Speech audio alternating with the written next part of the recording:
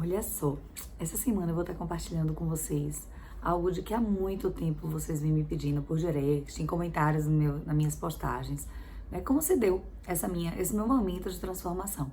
Então eu separei por episódios, por fases, e hoje eu vou estar compartilhando com vocês, assim, quando foi que eu comecei a olhar pra mim, né? Quando foi que eu achei que eu precisava cuidar de mim? Qual foi esse momento marco? Eu nunca fui uma pessoa preocupada com o corpo perfeito, focada em atividade física, em alimentação balanceada. Isso nunca foi pra mim um ponto de preocupação e de foco.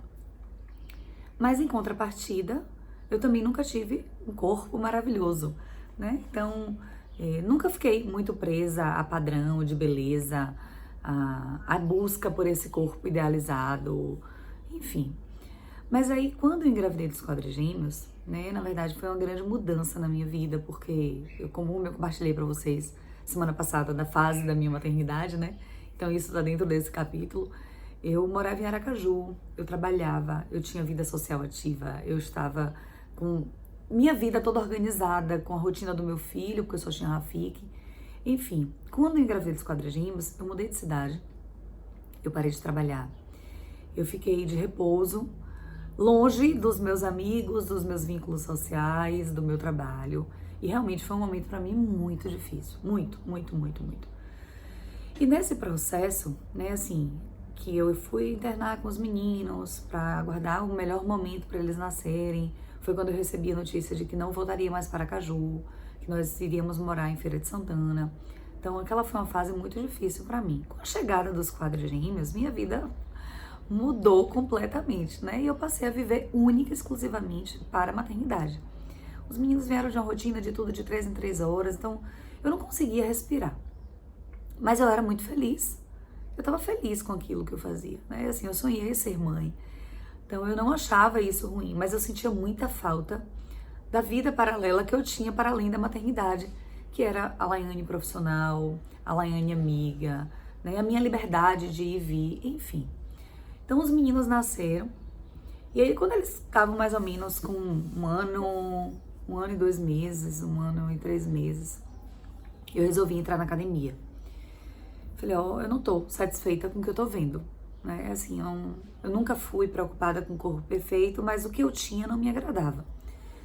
E o caminho seria eu desdobrar, né, dentro de todos os conceitos que eu tinha de achar um saco a academia, entrar na academia e fazer por obrigação. Às vezes a gente faz coisas que a gente não gostaria de fazer, mas que precisa para alcançar algum resultado. Então, eu não gosto de tomar remédio, mas se eu adoeci, eu preciso tomar uma medicação. Então, não diferente seria com a academia para mim. E eu entrei na academia. Nesse processo de entrar na academia, eu tinha 3 meses na academia, quando eu fiz uma cirurgia plástica. Minha barriga ficou absurda, muito grande, né, por conta da gestação dos quadrigêmeos. Eu não sei se vocês já viram foto minha grávida, mas a barriga ficou muito grande. E de fato, retomar não seria uma coisa tão simples. Era pedir demais a natureza. E acabou que eu fiz uma cirurgia plástica e fiz abdominoplastia e coloquei prótese mamária. Isso me deu uma levantada na autoestima, sem sombra de dúvidas. Assim, eu tava muito feliz, apesar de que nunca tinha sido meu objetivo de vida, mas a circunstância favoreceu, né, a situação por conta da diástase mesmo, que tinha ficado e tal. Então, eu acabei fazendo a cirurgia plástica. E aquilo me deu uma resgatada na minha autoestima. Eu realmente não tem como, né? Na época, assim, da cirurgia, quando eu fiz a cirurgia, foi 4 quilos a menos, né? Da semana que antecedeu a minha cirurgia e o pós-cirurgia. Então, era algo considerável. E aí, quando eu tô no ápice, né, da minha autoestima elevadíssima, muito feliz, apesar de muito inchada pós-cirurgia, mas assim, muito feliz com o que eu já via, eu me vejo grávida. Eu tinha pouco mais de 1 mês de cirurgia plástica quando eu engravidei de Melissa. Aquilo me enlouqueceu. Primeiro, de que eu jamais imaginava engravidar naturalmente, sem sombra de dúvidas, não imaginava. Eu que tinha feito 5 fertilizações, a primeira e a última, né? Que a primeira foi de Rafik, como eu contei pra vocês, e a última que eu fiz foi a dos quadrigêmeos. Então eu não imaginava jamais engravidar naturalmente, por mais que no fundo eu tivesse o desejo de ter vivido uma gestação natural, né? Engravidar de maneira espontânea.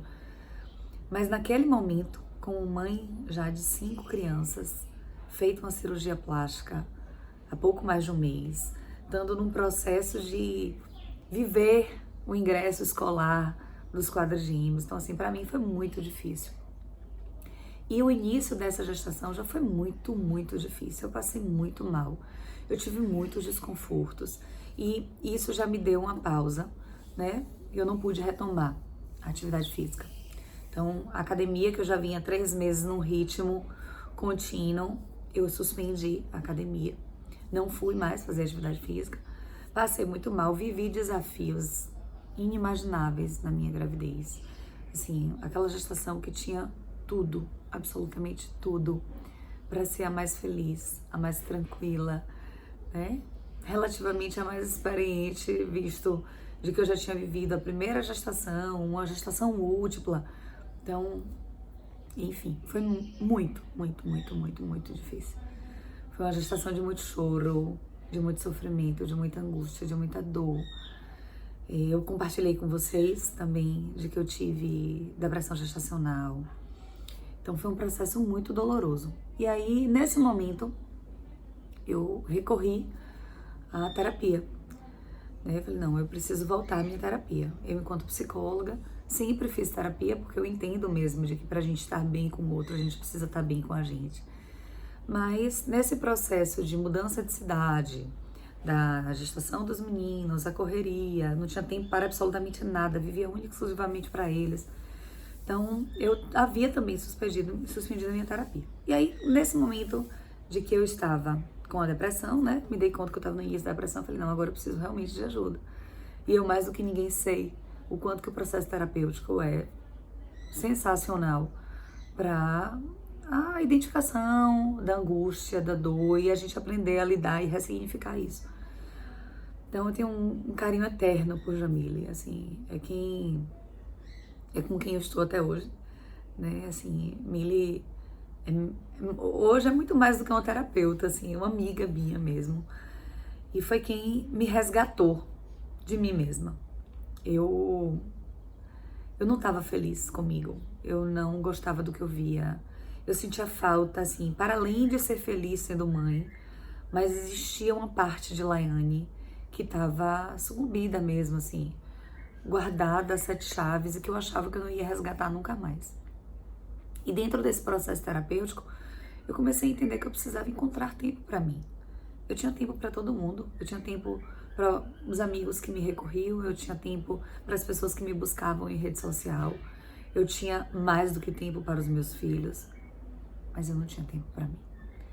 Eu não conseguia encontrar uma hora que fosse um momento para mim que não fosse esse da terapia, porque começou sendo uma recomendação de cuidado, né? Eu sabia o quanto que era importante, eu só saía de casa para minha terapia.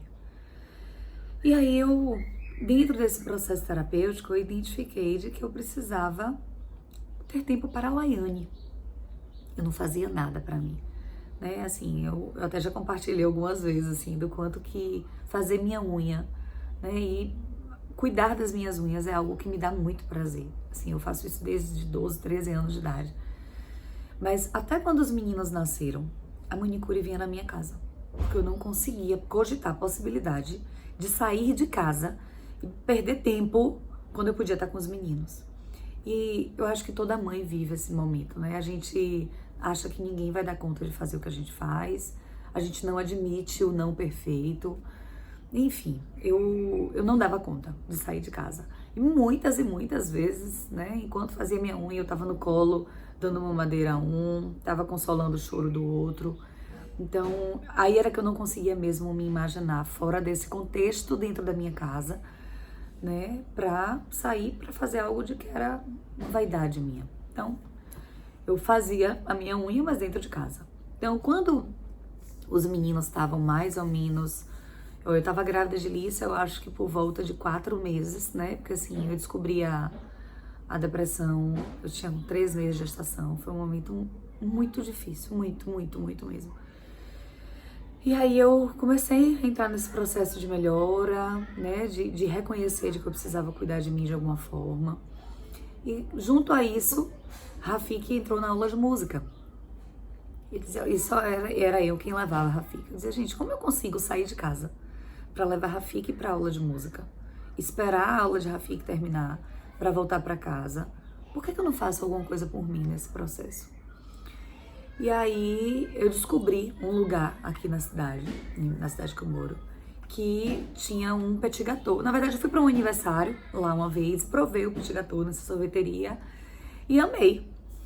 E aí comecei a entender de que aquele momento que Rafik estava na aula de música, que eu ficava lá esperando por ele, eu podia fazer algo por mim naquele momento. E aí eu decidi de que todos os dias, que era uma única vez na semana, 1 hora no dia, nesse dia. Então eu deixava a Rafik na música e eu ia tomar o meu sorvete, tomar meu petit gâteau.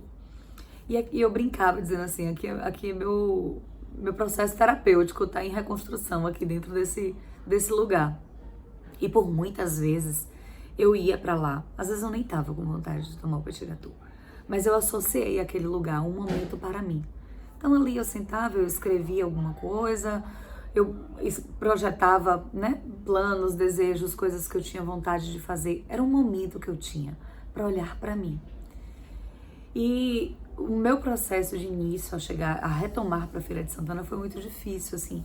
Eu não me permitia nem resgatar muitos contatos aqui, porque era como se eu estivesse não sendo fiel aos meus amigos em Aracaju.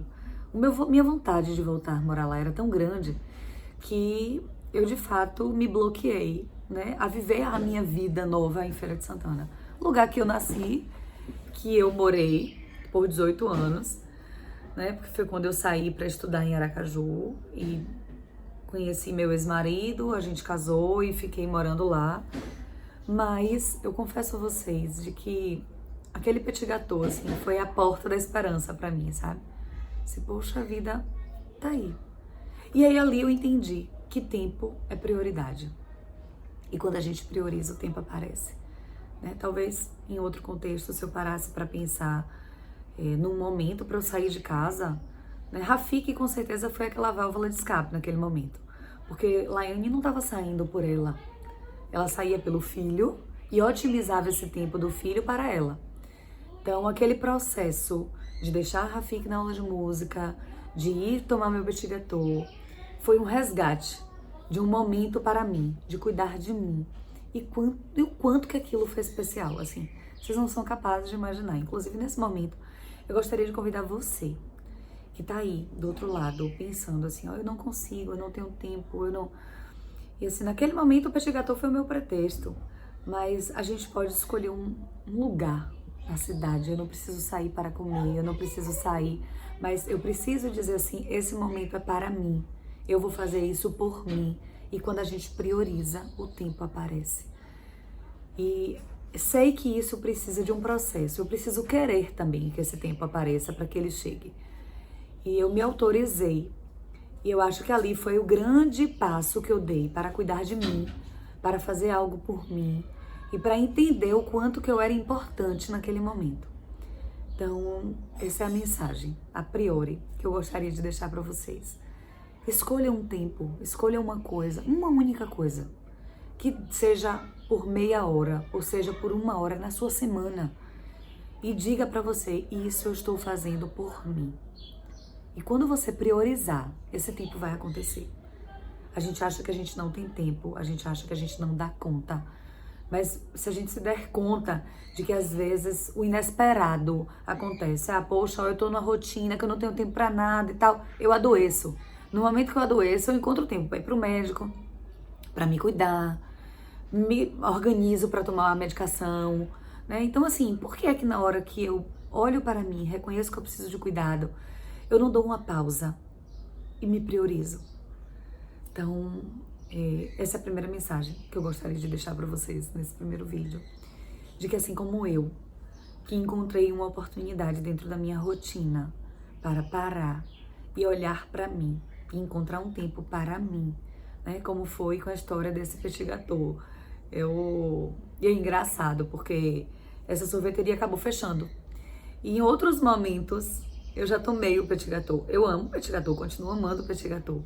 Mas tomar o petit gâteau naquele lugar tinha um sentido muito diferente. Tinha uma razão muito especial. Então encontre uma razão especial para você. Encontre um momento que você possa olhar para você e dizer assim, poxa, eu mereço fazer isso por mim. Que seja escolher um filme para assistir durante a semana, que seja um livro para ler, que seja um lugar que eu saia, né, assim como a zona de fuga mesmo. Tô no caos e eu vou para esse lugar e eu realmente consigo me oxigenar, reencontrar comigo mesma. Mas se autorize, porque no momento que você se permitir, esse tempo vai acontecer. Eu guardo vocês no vídeo de amanhã. Um beijo.